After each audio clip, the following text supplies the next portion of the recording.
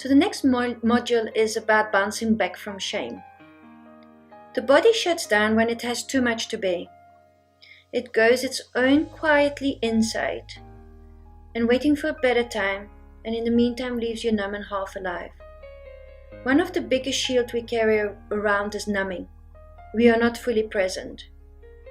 We are the most obese, in debt, addicted and medicated adult cohort in human history because we are numb.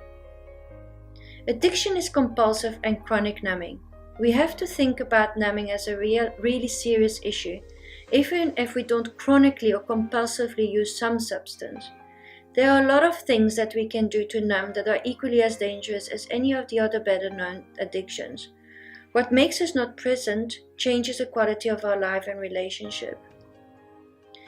So are you aware where and when you are numbing? Pleasure and comfort are important in our lives.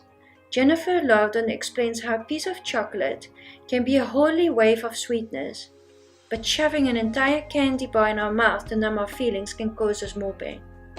Often we numb because of some shame factor. Consider which are some activities that bring you pleasure. How do you distinguish from those behaviors you use to numb? So how do we cultivate a resilient spirit and let go of numbing and powerlessness? Brené Brown defines resilience as the ability to bounce back. Your bounce back factor, she calls it. She believes that what people who are very resilient to shame have in common is that they understand who they are, and they don't try to be other people. They don't try to be any other way, because incongruent living is not sustainable.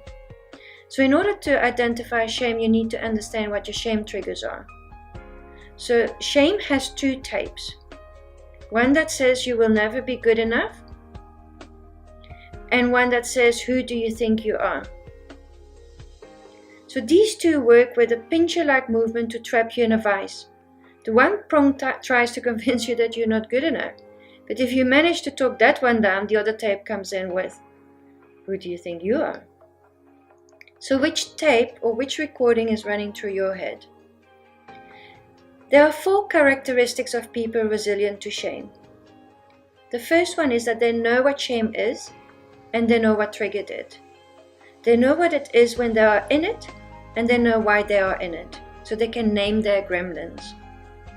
The second one is the practice of critical awareness about the messages and expectations that trigger shame. So a message around only weak people get sick. We can do it in a reality check with acknowledging, I am human, I do get sick. The expectations that fuel shame are also driven by gender. For women it is appearance and body image. For men it is not perceived as weak. The third is that they reach out and tell their story to someone who's earned the right to hear their story. They pick up the phone or contact someone and tell them about it. So remember, shame gremlins thrive in secrecy and can't stand being exposed. When you tell your story and it is met by empathy, so not more shaming or someone's need to fix, then most of the shame disappears. When you own your story, you get to write how you want your story to end. And lastly is, they speak shame. They call it by its proper name rather than getting it confused with the other 3 self-conscious emotions: guilt, embarrassment and pride. So part of resilience is understanding who we are, how we are hardwired, what are the gremlins that keep us away from who we are, and then getting back to congruent living. There are 3 basic ways to respond to shame. The first one is we either move away. So if something shame happens, we silence ourselves and we keep it secret. So we kind of disappear.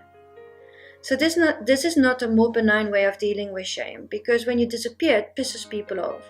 And you usually have to spin a story as to why you disappeared, which just makes it worse. Secondly is we move towards, so we people please. But then you risk being disappointed with yourself because you are not being authentic. And you start resenting the other people. The third option is to move against, so we use shame to fight shame. You hit back, often severe and mean-spirited with intention to hurt. So people with high levels of shame resilience move through shame while maintaining their authenticity. They come out the other side with more courage, compassion, and connection than they went in. Another important shame tool of shame resilience is laughter. So I don't mean laughing at yourself or another, but that knowing laughter, because you totally get it. You know what it is like to be in that situation yourself.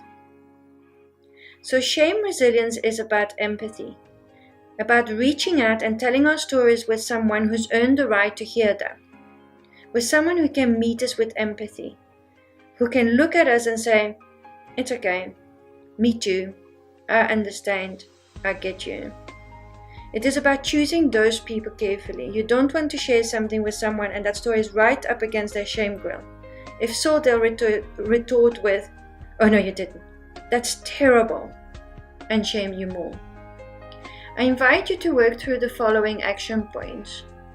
The first one is to go to our Enough Facebook page and then tell me what it is that you use to numb.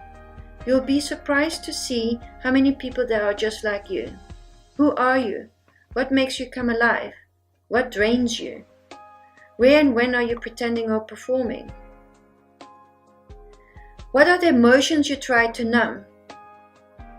And what emotions would you like to experience more in your life? What are 2 ways that you feed your spirit? And how do you know that you need more care? And do you know when you are full? What is your default way of dealing with shame? How do you choose to respond in the future? Congratulations on completing another step.